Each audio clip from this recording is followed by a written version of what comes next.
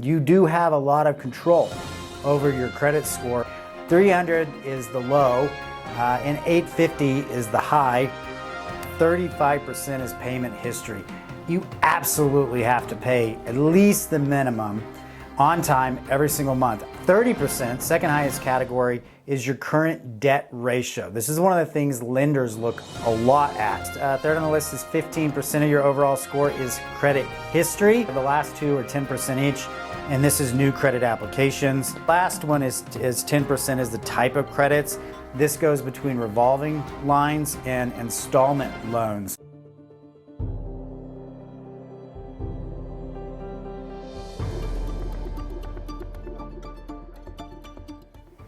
Hi, this is Nathan. Welcome back to Independence Money. Today's topic is a little bit of the math behind the science of credit scores, which sometimes is called FICO, F-I-C-O scores. And especially for some of the newer and more younger audience members that have recently subscribed to the channel, thank you guys. We really appreciate when you do subscribe. It definitely helps boost the channel, being able to be found by others. Some of the newer viewers may not quite understand how credit works. Maybe you're in an apartment or whatnot, and you're looking at buying a house someday or saving up for a new car purchase. And so this math is critically important. You do have a lot of control over your credit score, and you can set a plan to methodically improve that credit score. And I have done that personally. Now, I'm going to show you some screenshots here. This is from Wells Fargo. It's one of the places I bank. It's a free feature. I really like it. It gives a lot of in-depth explanation. So right out of the gate, I don't know how they pick these arbitrary numbers, but 300 is the low, and 850 is the high. I'm currently at 834. It's down 9 points, which you can see with the Wells Fargo app. They actually kind of track that in a chart form. And that's easy to understand why, because I normally pay off credit cards every single month, but I was waiting on my health savings account to fund and then pay off a medical bill that was on the credit card. So just 1 month of actually not having my balances go to zero and still carrying a balance, 1 month of that dropped 9 points. So you can see. And I encourage you to do the same behavior, like if, kind of track what makes things move. So kind of moving on, 35% is payment history. You absolutely have to pay at least the minimum on time every single month. I understand there's financial hardships out there, but that is why you need to build an emergency fund and a safety fund. It is cataclysmic to just simply say, I don't have the money, I'm not going to make a payment on time. You can see here, according to this screenshot, 100% of payments are on time. At the biggest score at 35%, that's obviously super important and super impactful if you could do that each and every month over time. The next 30%, second highest category, is your current debt ratio. This is one of the things lenders look a lot at, is debt to equity ratio or debt to credit limit ratio. This shows this total credit utilization is 12%. They recommend keeping it below 30% to keep the best possible score. Another thing that I do on this it's intentional, is I'll keep older cards open. And for one card, it's with an airline that I won't mention, but it used to be a good airline. And then all of a sudden they put in these really rigid seats. They don't recline anymore. They stopped running on time. So I stopped using that credit card because I don't want to fly that airline and I don't want to use their miles anymore.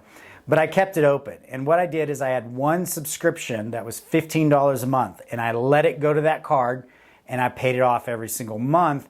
That really works because activity is important. If you have an open credit card that's not being used versus a credit card that's being used every month and paid off every month, like this $15 a month example, it improves your scores, but also that open credit limit that's available to use but is not being used is this debt to availability score. And so having more cards that are historically older, maybe you get a new card, which we'll talk about hits to your credit on that here in a minute, but you get a new card because they're offering either a 0% interest rate for a while, or in my case, mileage points for airfare. So next on the list, third on the list is 15% of your overall score is credit history. This shows my average account age is almost 7 years, but my oldest credit line is 23 years. So that puts a little bit of age on me.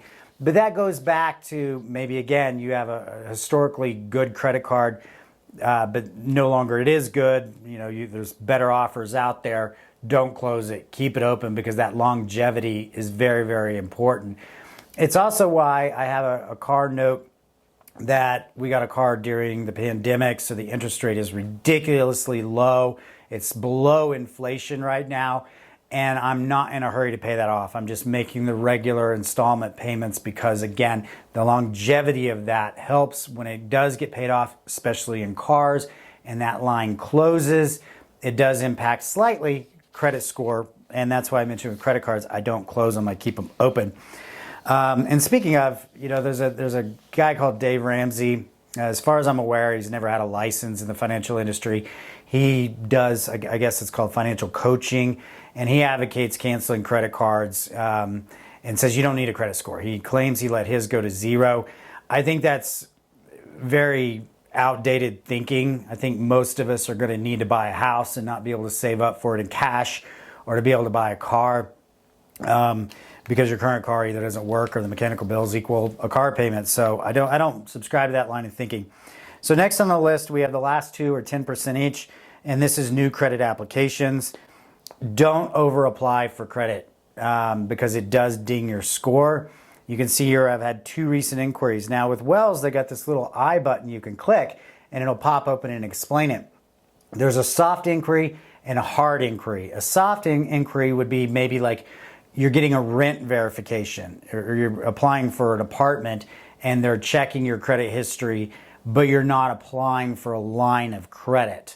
How that would be a hard hit. Applying for a new credit card or a new auto loan would be a hard hit. That impacts your score more than soft. And it typically takes a few points off your score, hard hits, and they tend to go away, or you regain them in a period of months thereafter. So it's not a big thing, but just don't apply for a lot of things at one time is kind of my thought there. And the last one is 10% is the type of credits. This goes between revolving lines and installment loans. Installment loans are better in some regards because the interest rate is fixed, like cars and houses. Some student loans, those would be more an installment sale. And installment lines, where revolving would be credit cards because the interest rate can change, or home equity lines of credit. Those interest rates definitely change every single month or when the Fed adjusts rates. And having a balance of the two is a good idea. Now, again, for that younger audience, especially those that are in high school and they're approaching college and they may be wanting to get some financial aid or student loans, take a look at your credit score. There's a couple things you can really do here if your parents or grandparents are willing to help you. What I did for my daughter was I picked my oldest card. Remember that airline that I don't fly anymore with that $15 charge, right? It was my oldest credit card, and I called the credit card company and put her name down on it. Now, if you're a parent, you're like, oh, there's no way I'm going to give my kid a credit card that could impact my personal parental score. Don't worry about it. Just don't give your kid the credit card. Just put them on as a user, and you can transfer that longevity of credit to somebody that doesn't have any credit at all. And that's a big factor there right out of the gate, is that longevity. And then of course, if you're paying it off every time, that is one of the biggest scores as well at 35%. The second thing I did, and this is something you might consider, is I took my kid to the bank and I opened up, or she had a savings account, and let's just say it had $1,000 in it, right? So I had the bank open up a secured line of credit.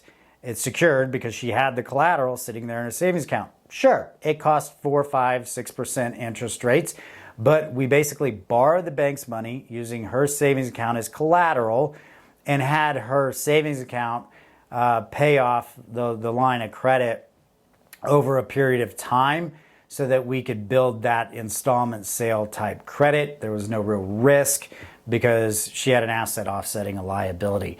So my encouraging thoughts are this does impact your cost of living, whether it be student loans, whether it be car loans, whether it be buying a house. I think a credit score is very, very important. If you know anything about inflation Inflation currently is higher than interest right now. So it just doesn't make any sense to try to save up and buy a house in cash, like Dave Ramsey says, because your cash is eroding quicker with inflation than it would be having an interest rate. And then, oh, by the way, you actually have a place to stay that can historically appreciate in value if you have a home versus an apartment that is your rent goes up, but there's no equity. So let me know your thoughts, comments, shares. We always certainly appreciate that. And I hope you enjoyed this topic. Y'all take care.